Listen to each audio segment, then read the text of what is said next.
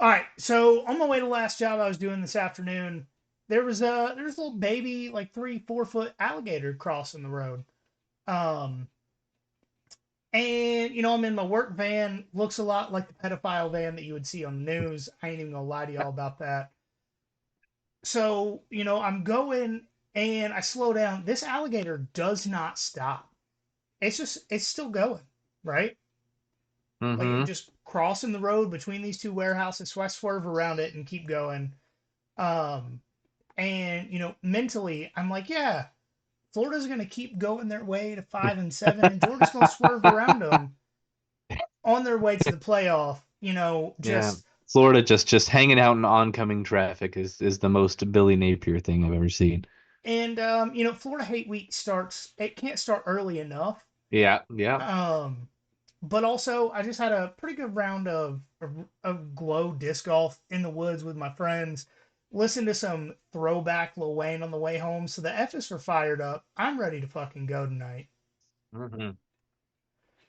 Let's get it done then. Yeah, I guess you could say DJ Lagway became DJ Freeway. Oof. Oof. But also, if you didn't get the F is for fired up joke, you're too young for this podcast, and we have a problem. Indeed. Um, Also, if you guys are watching this on YouTube and saw a black screen for a second, I have no idea why it switched to back to that. But we're good now. You can see my face. You can see I don't have a hat on because with the light situation I have, the bill on top just makes my face dark. So I try and turn it backwards, and it wasn't working tonight. It just my hairline was looking like a 45-degree angle. I wasn't liking it. That happens, Sometimes you got to do what's best for the hair. I would much rather you guys see the Jeep hair than a wild ass hairline in the little snap back of a hat. So we're rolling with it. Fair enough. All right. Speaking of rolling, LSU at A&M. A&M 2.5 point favorites, over under 45, 54 and a half. Sorry, dyslexia. I don't know if I have it.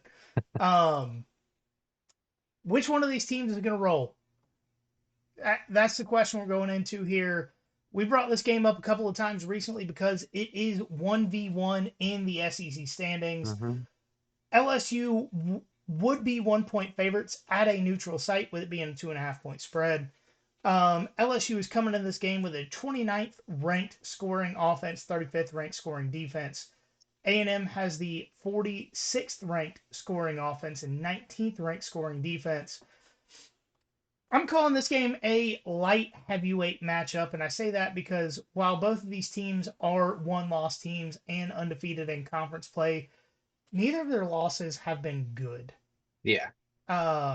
So LSU losing to a 3-4 Southern California team.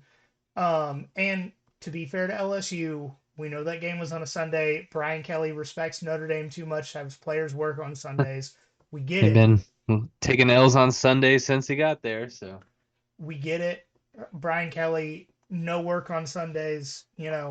Some are By the saying way, I had been that saying, oh, go ahead. You finish and then I'll some are say what I was going to saying that with his strict adherence to no work on Sundays, he may be Jewish. People are asking. say. Well, I think Mike Norvell might be Jewish because he's not working on Saturdays. But regard, Oh shit, that's the Sabbath in the yeah, Jewish. Saturday, yeah, yeah. Catholic I'm and part Christian Jewish. Sabbath I is should Sunday. know that. Well, so I was thinking too, because thinking about Black Friday this year, having Georgia and Georgia Tech, and I was like, we haven't played a game not on a Saturday since I started paying attention. But then I remembered that random game in, was it 2010? There was one year 2016. where we had to play South Carolina, I think, on a Sunday. 2016 South Carolina on Sunday. They had shit ripped down from their stadium because Hurricane Matthew had just come through. Hmm. Fun fact about that game. I was still in the National Guard at the time, so I was activated for Hurricane Matthew. I was sleeping that night. I was sleeping in a gym on Fort Stewart. Um, while the rest of Fort Stewart was evacuated, the National Guard was called in to fix shit. Just saying. Yeah.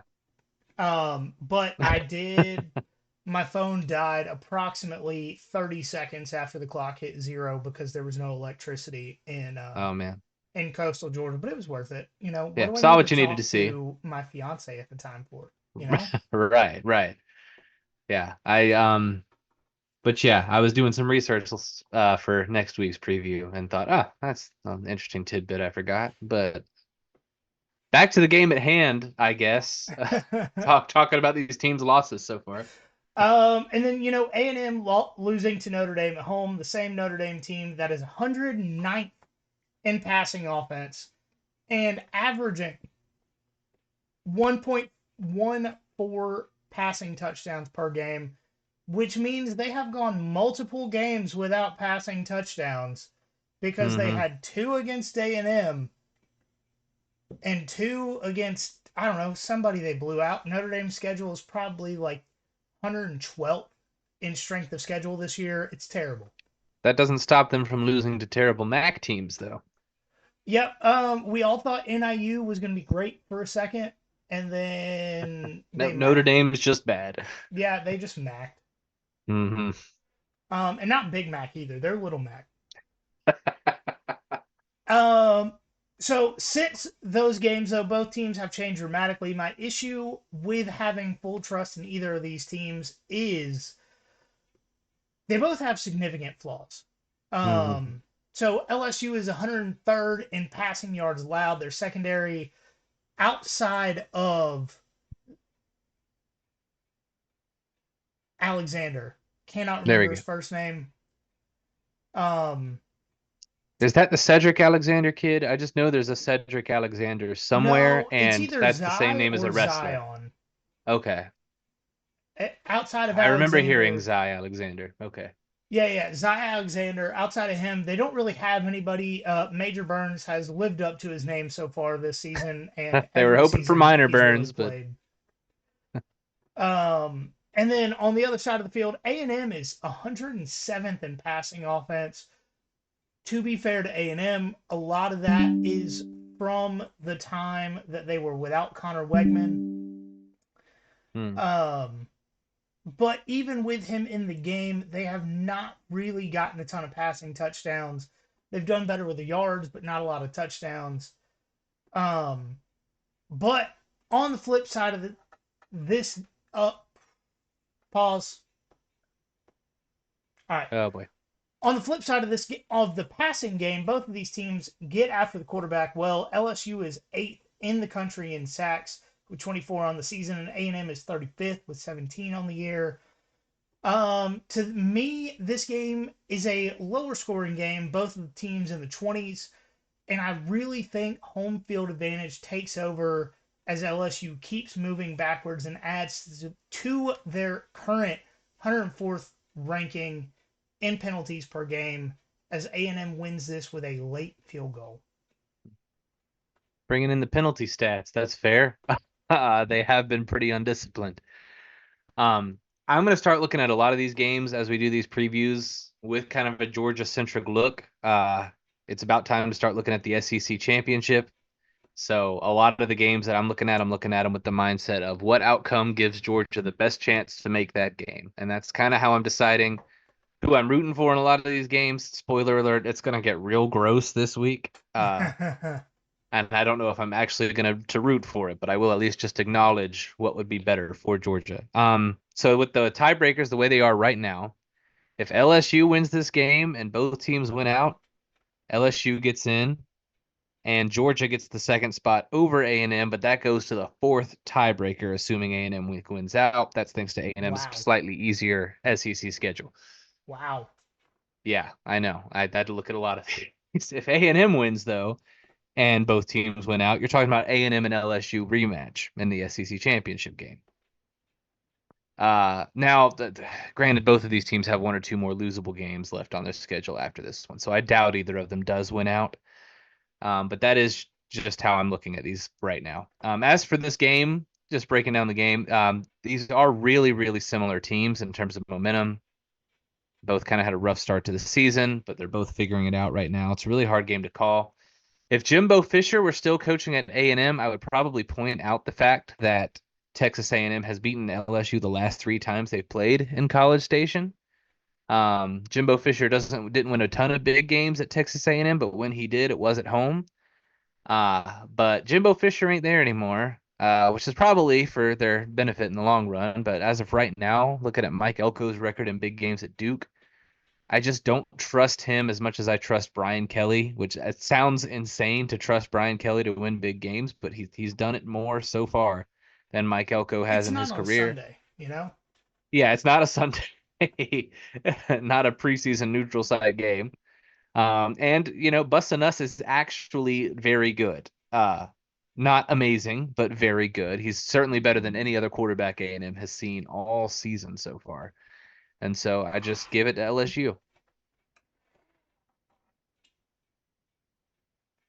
I'm glad that you have looked into tiebreaker stuff because I was going to start doing that next week. Okay. Um, Yeah. but you just anointed yourself as the tiebreaker and Yeah. SEC standings guy. Hey, So we appreciate it. when I did my playoff picks for yesterday and conference championship picks for yesterday, I really wanted to dive in and made sure I crossed all my I's and dotted all my T's. So the reason I went with A&M on top of Mike convincing me to do it is I just It think they was have an very easier convincing. schedule, They do.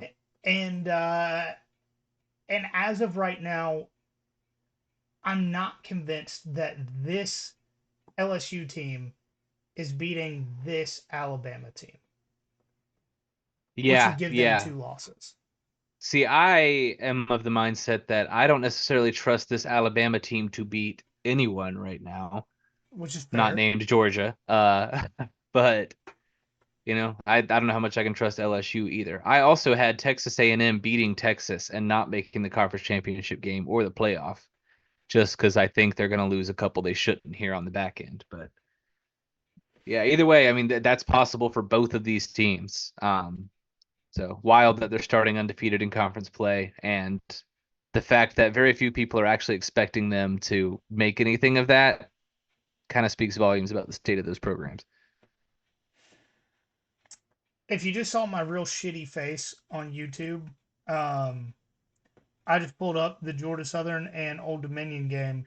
Yeah, I've had it playing in my background too. Not great. Not great. I A true freshman for Old Dominion just had a 35-yard rushing touchdown Mhm. and is 20 for 26 for 304 yards with 3:24 left to go in the third quarter against Georgia Yeah. Southern. Um, so the Fun Belt really earned its name this season, and they're pretty much out of the playoff. Yeah, yeah. They've cannibalized themselves for sure.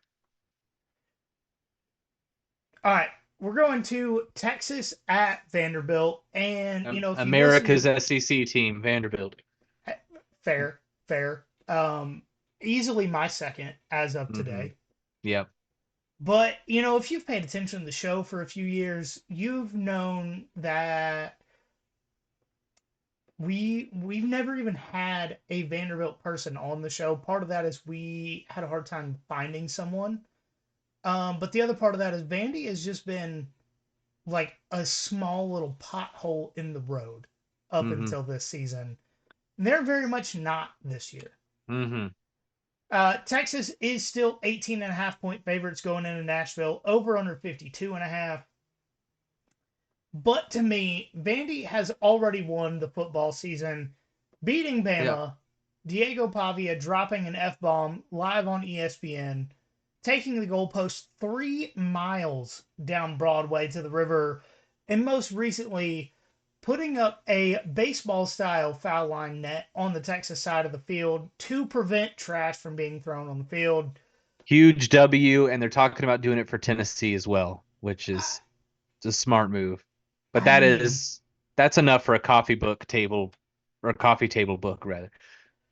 I, is is there anyone in college football that dislikes Vanderbilt, with the exception of Tennessee and Texas fans this week? Just this week too. Yeah, yeah, yeah. Because up until 48 hours ago, Texas fans were like, "Hell yeah, Vandy," and they're like, Oh, we have to play them Yeah. So their opinion about Vandy for the rest of the season, I guess, depends on how this game goes. for sure. But Alabama fans also dislike Vandy right now. uh, Alabama fans dislike their mom and love their cousin. They don't have much of an option. That's true. They dislike themselves right now too, but I would too if I lived there.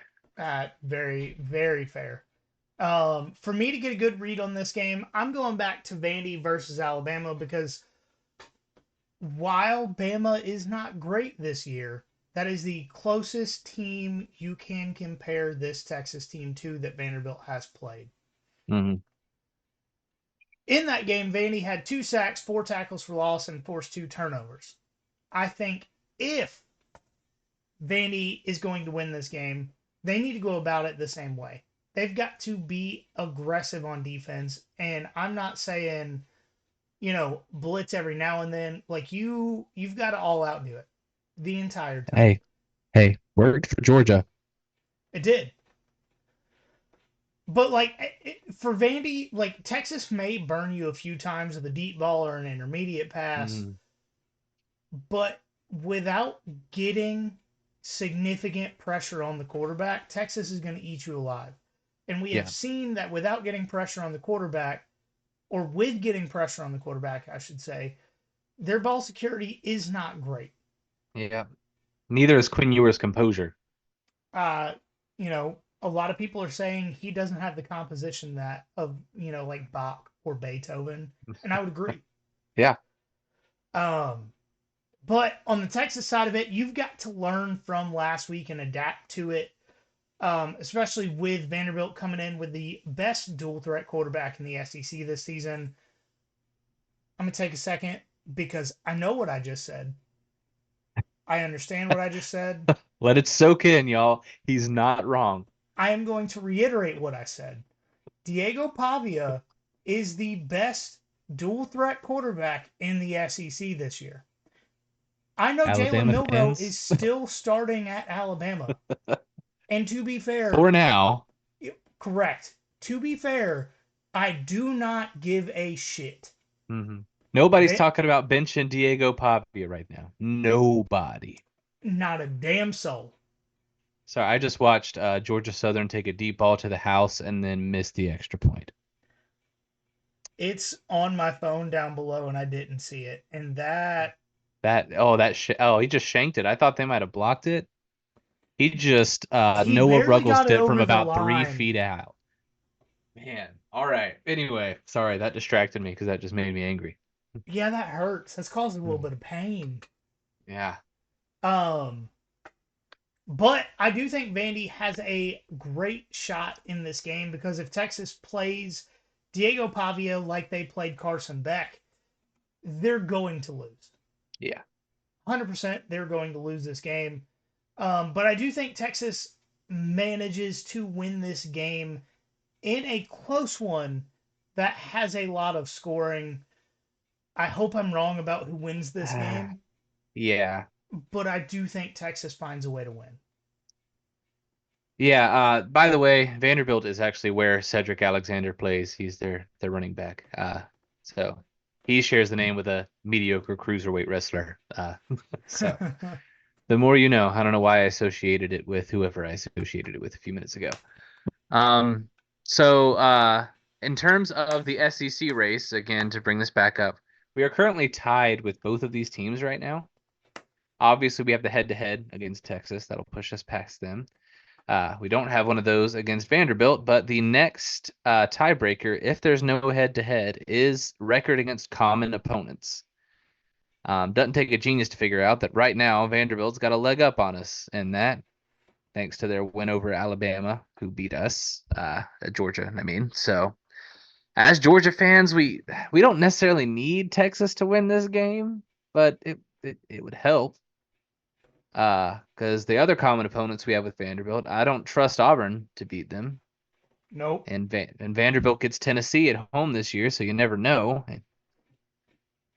So to me, this is going to come down to how Quinn Ewers responds to Jalen Walker just ragdolling him all over the field this past week and treating him like a dog treats a stuffed animal when he's tired of it. Like, how I does currently have that going on in my living room, so that was a phenomenal visual. thank you. So, for the record, I meant using his teeth and not other things. You freaks listening. I know what you were thinking. So Not if that me, you game, guys. I know what you were seeing. So if that made him angry, Quinn Ewers, I mean, and he comes out like locked in, ready to overcome that, then I don't think Texas has a problem winning this game because they do have a pretty big talent advantage over Vanderbilt, although Vanderbilt is better than they have been. But you do have to wonder how much Sark trusts Quinn Ewers. You know, the first sign of adversity last week, and he pulls Ewers out of the game, Well, it was put like him the back third in. sign of adversity, to be fair. Yeah, well, that's fair, but still pretty early on. So you kind of have to see where Quinn's head is at. I agree with you that Texas wins this game. Stay tuned for best bets to see what I think about the 18-point spread. But I do think Texas wins. Speaking of disappointing teams, Missouri at Vanderbilt. Yeah. And if you guys don't know who I was talking about when I said disappointing, go back and listen since week one. Um, The answer but is both, by the way. whoa, whoa, whoa, whoa, whoa! I was talking about Texas being disappointing. Right. Oh, For this okay. I'm game, I'm sorry. talking about both. I'm sorry. I thought the speaking of was going to be referring to that, but yeah. No, no, Okay. no. That's where my Okay, brain is. okay. Yeah, yeah. No, We're about good. this We're game, it's good. both. It's absolutely both. Um, Somehow Alabama are 16 and a half point favorites going into this game, over under 51 and a half. I don't know if I can recall a more we have to win this game than this one. Yeah, for both teams, honestly. Yeah. So Bama's coming in this game with two losses before the month of November. Both of those have been away games. Um, but I think if they get another loss, we're going to see guys starting to prepare for the draft and or sit out for the portal, Because they're not which going to the playoff at that point. yeah, one more loss, Alabama's not going to the playoff. They got players sitting out for the portal, sitting out for the draft. And even when they had three losses in 20, was it 2019? I think it was. 2019 or 2022, really take your pick there. Um, they didn't have guys sit out. Bryce Young Mhm. started the Sugar Bowl in 2019 because he refused to quit. And I don't know if the team has bought into the Kalen DeBoer era as much as Nick Saban had buy-in. So I could absolutely see guys sit out for the portal or the draft at that point. Mhm. Um, and for Mizzou, they've already lost the game. Um, and the big issue with Mizzou is they haven't looked good for any game they've played against a core four opponent. Um, so their average margin of victory is 4.3 points per game against core four opponents. That's including Boston College. Um, and then they also have that 31-point loss to A&M, which Ouch. yeah, that one game has really put the entire definition on their season up to this point due to the close games. Yeah. Had they blown out Vanderbilt at home and then Vanderbilt the next week beat Alabama, we would have an entirely different visual of this team coming into this game. Had they beaten Boston College by more before Boston College got to be a 500 program, we would think a lot more of Missouri. But they're playing to the level of their competition at this point when they can. Um, and that has been a detriment to their season. And they just haven't looked And I did in. lose your audio here. Hate to make you pause in the middle of it. I've been trying to fix it, but I did lose you on audio. All right, so you sound different. I think it may be on your end. Let me see if I can hear you here and see if it's you or Oh, me. you sound back normal again. Yeah, I hear your I don't I'm just gonna have to do it through the speakers. Hopefully you don't hear it feeding back through the microphone, but my interface stopped sending audio back. So Okay. All right. Um, the thing is, so Bama has a single good half against a legitimate football team against SEC competition this year, and we know what half that was. I don't need to say Mhm. it. We all understand that at this point.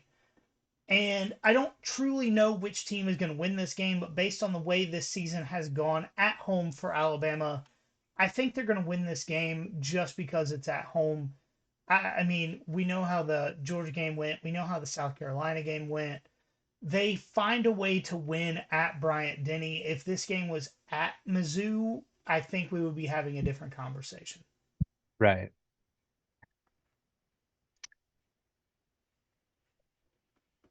Yeah, I have to agree. Believe it or not, this is another case where our loss to Alabama means another SEC team really needs to lose a game to avoid us losing the tiebreaker.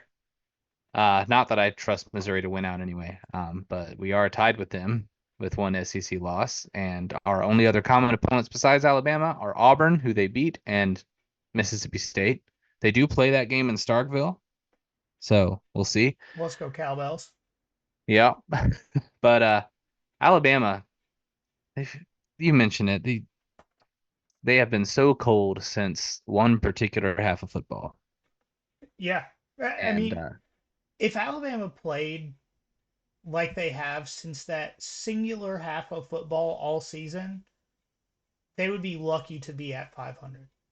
yeah, if Alabama played that same opponent they had that half of football against again right now, I think that opponent wins by 2+ scores. Just looking at how they play. But Mizzou has also been on a heck of a cold streak since they beat Boston College. So the kind of equivalent there. Currently, Alabama defenders are practicing their jump shots during plays. What on Which, earth is going on over there?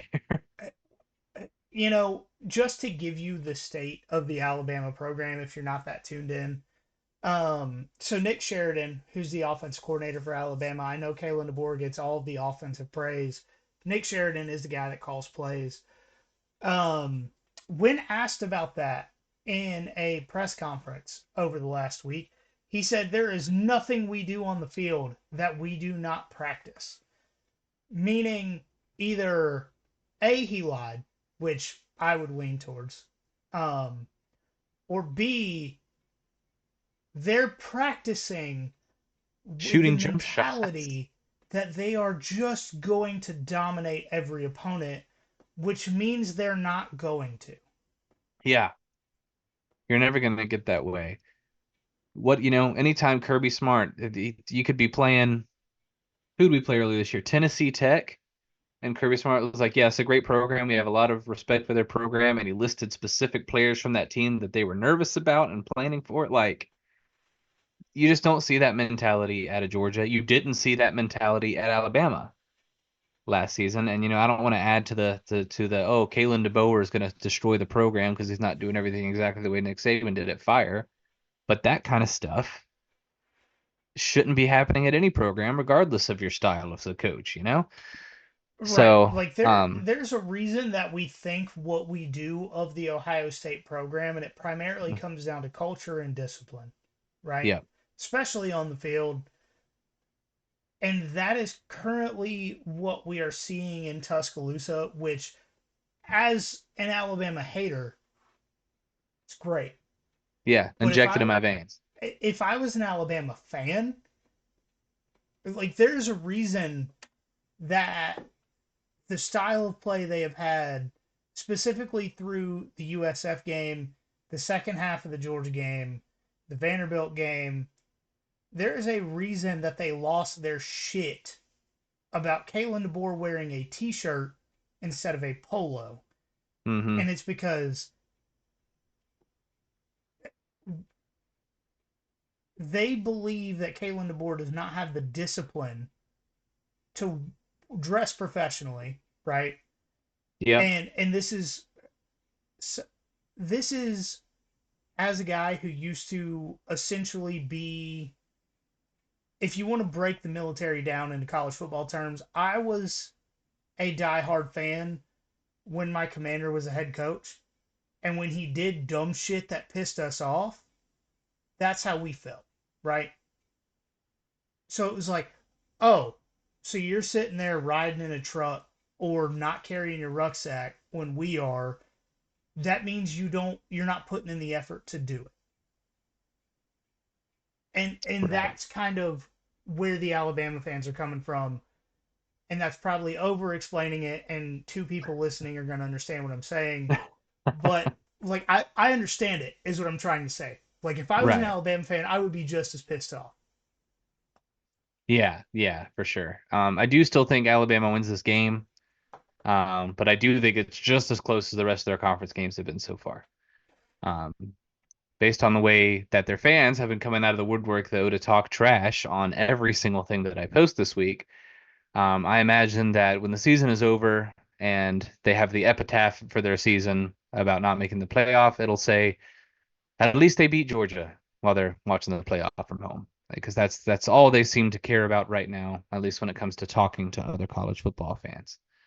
My biggest question is, should Alabama miss the playoffs? Do you have screenshots of all those comments so we can do an in the arms of an angel post? It's a great idea. I will get them tonight as soon as the podcast is finished. Fan fucking tastic. We will be doing that. Yeah.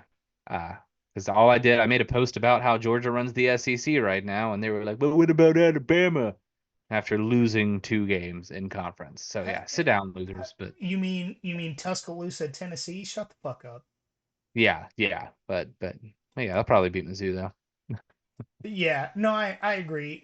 The biggest question I have is, after reconstructing Brady Cook last week, does he come out smarter, better, faster, stronger? They do have the technology. If you didn't get that, do some research and understand it. All right, so we're going to go on to the only non-SEC game we're talking about this week, Illinois at Oregon. Ranked matchup here. Oregon are 21.5 point favorites, over under 54.5. Oregon is the number one team in the country this week, and we've seen what happens to number one teams this season. So far, number one is 4-2. With So they can Alabama have it. losing. Go ahead. I was just saying, so they can have it. I don't mind that we didn't jump them. Y'all can have it. Big facts. Alabama lost to Vanderbilt. Texas lost to Georgia. Um, Georgia has two of those wins as number one team. Texas has the other two. Um, so if Oregon wins this one and the next one, they're bound to lose, is what I'm understanding. I don't know Hmm. who they're playing in 2 weeks, but I said what I said. Oregon is currently undefeated and 26th in scoring offense, 13th in scoring defense, without playing all that great of a schedule this season. They did beat Ohio State and Boise State. Illinois, Say on the that other like it's hand, an afterthought in that, but that's our. the issue is they had close games against Boise State and Iowa State, and they had a lot of other close games that shouldn't have been close. Um, That's fair. The Idaho one comes to mind. yeah, just a little inside the park baseball. I talked about it last night. I had 0% of this outline put together this morning and a busy day at work. So when I had a minute, I was doing research. I was going to go into Oregon's opponents record as a combined record. Okay. And I just didn't have the time. Um, but Illinois is 6-1 with a 62nd ranked scoring offense, 22nd ranked scoring defense, and playing a tougher schedule. I did go into strength of record on ESPN's website for what that's worth because Alabama's ranked fourth on their website, so it is what it is. Yeah. But Illinois is higher as far as strength of record goes. The biggest concern for a lot of people when it comes to Illinois is the Purdue game. And I understand that. It took double overtime and a 2-point win to win that game. But to put a little context into it for people that are not following Purdue all that closely this year, which is pretty much everybody that's listening to this, Thanks.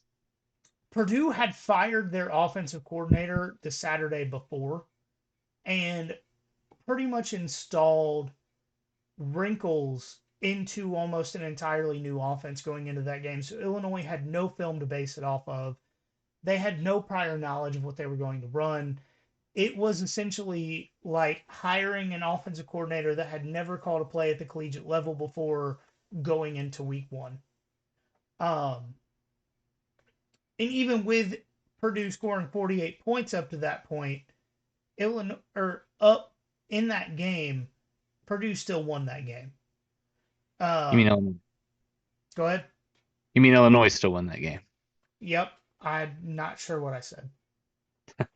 I get to talking and don't pay attention. Um, I do still think that Oregon wins this game, but I think Illinois has the dudes to keep this game relatively close and cover that 21 and a half.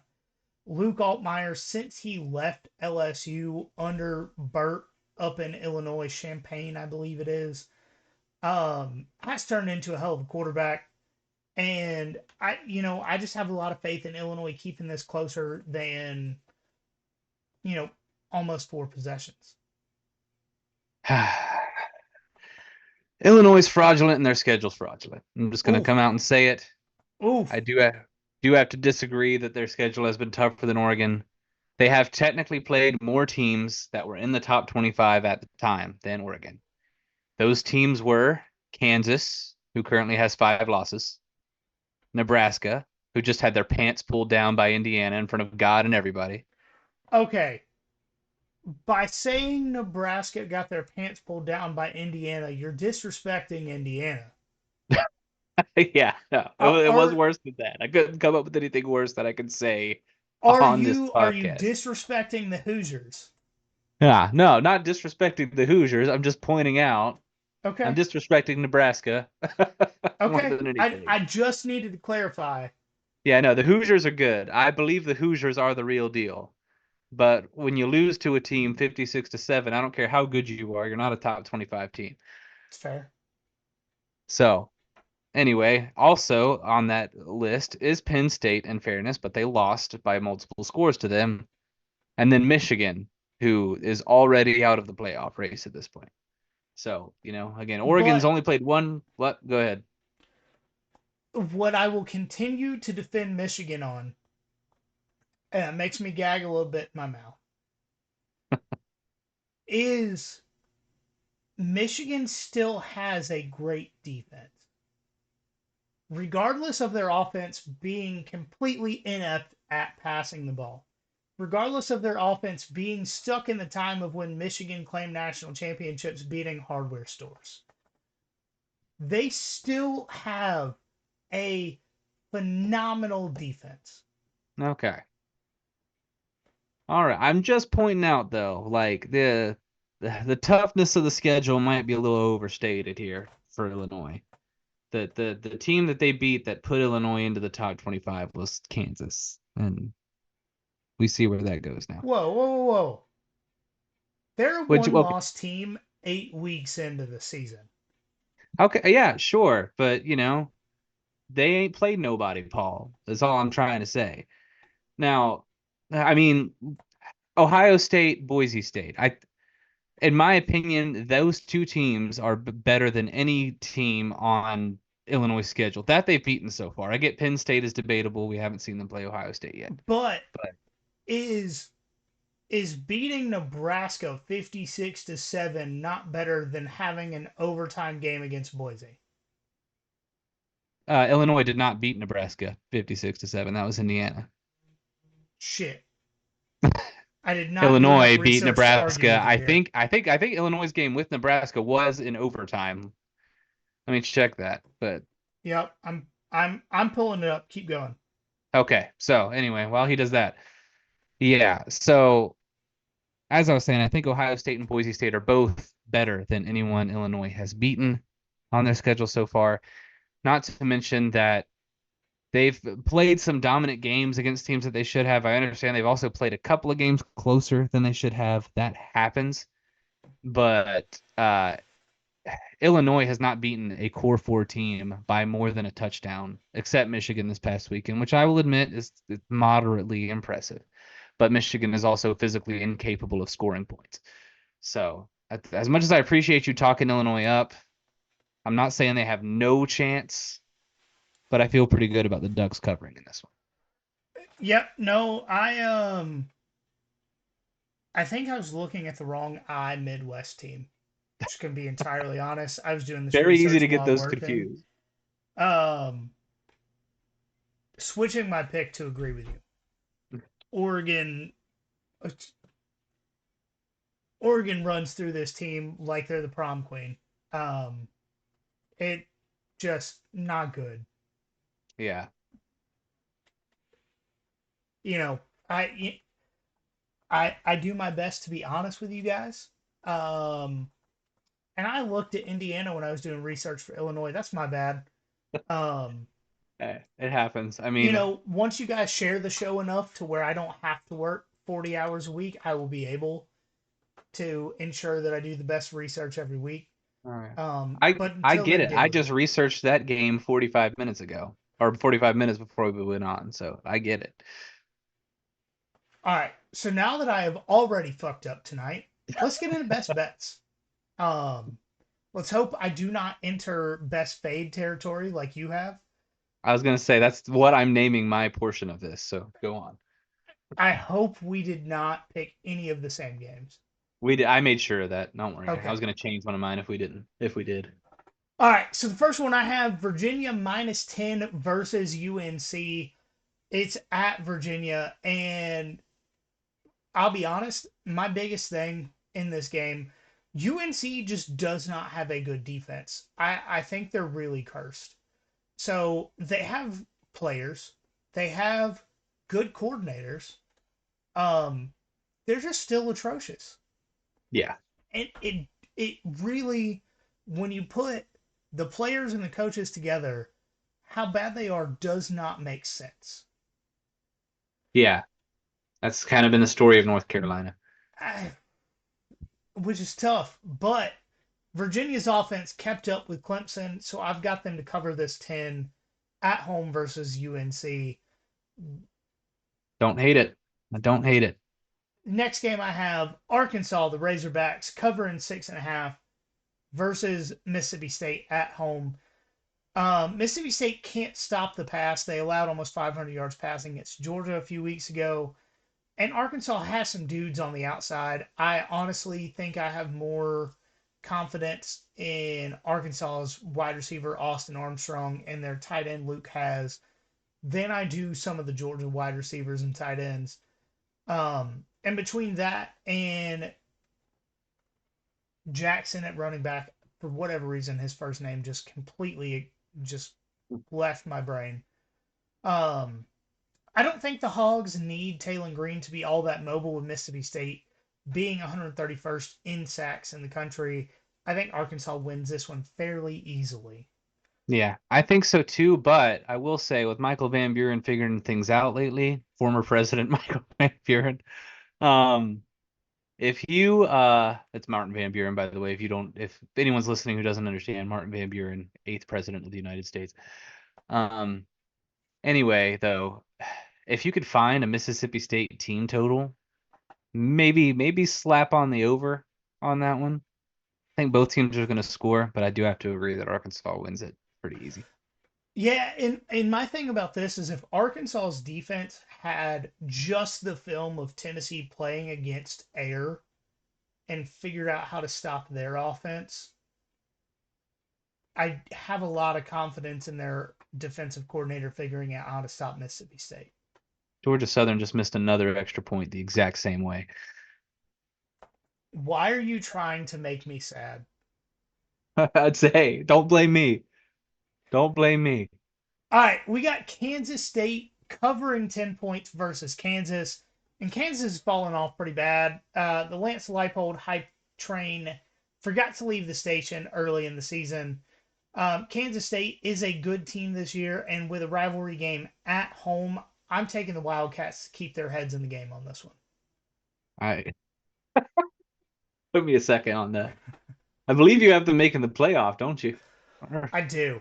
I do. I think they only have that one loss going into the Big Big 12 12. championship, and I think they lose that game again. Um, but, running the table, losing against BYU twice, I think it gets them in the playoff. Yeah, I think that's enough too. Last game I Ooh. have for my best bet, I have Colorado covering 6.5, and I'm going to call this my limb pick of the week because I'm going out on a limb here. Um, my thing is, I don't think Cincinnati has the dogs to keep up with Colorado on the offense. I don't necessarily have a ton of faith in Colorado stopping Cincinnati on defense, to be clear. But I think Colorado just is a little bit better offensively than Cincinnati is defensively, and I think they cover that 6.5. Yeah, Colorado's been quietly better than I thought this year. I'm not saying they're going to make a run win the Big 12 or anything, but you know what I mean? Mike is. We might get to the end of the season and be like, oh, they actually went like 8-4 this season, huh? All right. Before I get into mine, I am just going to go ahead and put Mike out of his misery as he listens to this. Go ahead, read the ones that he sent in. He sent explanations. I don't know that I'm going to read his explanation for this first one. He's got Georgia Southern -1 against Old Dominion. Uh, sorry, buddy. That as of right now, the score is 47-19 Old Dominion. Late in the fourth quarter. I don't think this one's happening. Not late in the fourth quarter, but it's the fourth I quarter. don't think it matters what No, time it is in the fourth quarter. don't think it does. But he does also have Rutgers at USC. He says Rutgers sucks lately, and USC needs something good to happen. They're in LA, so nobody will pay attention since the Dodgers and Yankees are playing in the World Series. Give him USC, I guess, minus the points. He didn't really say. Yeah. He's taking USC minus 13.5. Yeah, yeah. Don't know that I would do that, Mike, but then again, I'm the worst person at this. So now on to the bets that you should absolutely fade this week because they never go well. Uh, I do have Vanderbilt plus 18.5 in this one. That just seems like a lot of points. And maybe it's just the hype train following Vanderbilt, but they do seem to actually be kind of good to me. Maybe if you're brave, sprinkle a little bit on that money line. To be fair to you on your fades of the week, I seriously considered the Vandy points here. Yeah, I'm sure So it's a popular bet right now, but you're not entirely crazy. Um, so did you notice that when BYU plays against UCF at home, UCF is the favorite in this game. They're a 2.5 point favorite. I'm gonna be honest with you, dude. I may actually put money on that one because I did not Yeah, see it when I was doing research. But since you wrote it down, I probably will bet UCF. yeah. Maybe I don't know. Maybe Vegas knows something we don't. This because it does kind of look like a game where they're just begging people to bet BYU plus 2.5. But like at the moment, yeah, it seems like free money when you look at how these two teams have played lately. UCF has played a lot of very close games, but they tend to lose them. And we've seen what happens when a team from Florida goes to play in Utah. Yeah, Does we not have seen end it. up well for the team from Florida. Yeah. So, BYU plus 2.5 seems easy enough. I almost thought this was a typo. Then Miami plays Florida State this weekend. Spoiler alert, Miami is fraudulent, but even more so than Miami being fraudulent, Florida State is ass. So, Florida State is very clear with what they are with their record. yeah. So, I will say I expect Miami to score a lot. I don't know what the points are going to end up being in this game. It's a rivalry, but I am taking the Miami team total 37.5. I'm taking the over on that. I think they score some points with Cam Ward, and get down there. I think SMU put up like 40 on Florida State. I'm sure Miami will be able to do the same thing. And then finally, I don't know if you saw this, Baylor last week put up 59 points against somebody who I can't remember. Maybe Texas Tech or somebody like that. I don't know. And so going into this week, their game against Oklahoma State, they've got the total at 64.5. This screams to me overreaction to last week's Baylor game. Oklahoma State has not scored a ton of points this year.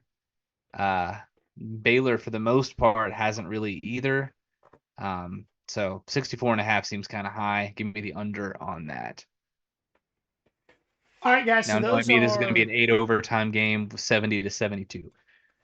was about to say those are mine and Mike's best bets of the week. Maybe Mike's or fades at this point because we all know how one of his is going. But Caleb's definitely are with his track record, unless he completely turns it around and goes 4 for 4 this week. Who knows? The game I picked Alabama money line didn't go that bad for me, but But that's going to do it for this episode of the Nothing Finer podcast. As always, follow us on social media at nothing.finer.pod, at FinerPod on Twitter. Just search us on Facebook, YouTube, TikTok. You'll find us there. Share the show with your friends. Rate and review 5 stars. We would appreciate all of that. But as always, remember, there is nothing finer in the land. then a drunk, obnoxious Georgia fan.